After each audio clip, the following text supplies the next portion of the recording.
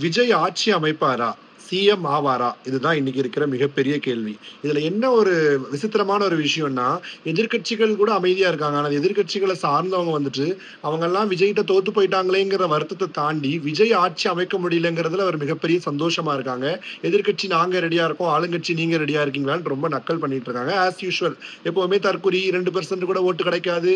234 தொகுதிக்கு உங்களால ஆள் நிப்பாட்டுறதுக்கு ஆள் இருக்கா? அப்படிங்கிற மாரிலாம் கேட்கிறதெல்லாம் வழக்கமான ஒரு விஷயம் தான். அதே மாரி ஆஸ் யூசுவல் இப்பவும் கேட்டுட்டு இருக்காங்க.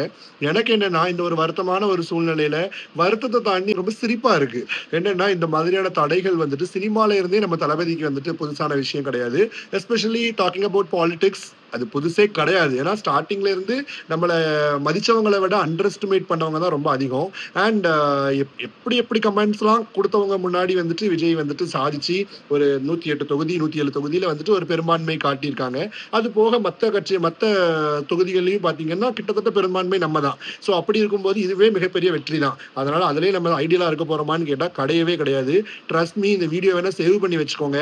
கண்டிப்பா விஜய் சிஎம் ஆகத்தான் போறாரு. இந்த வருஷமே ஆகத்தான் போறாரு.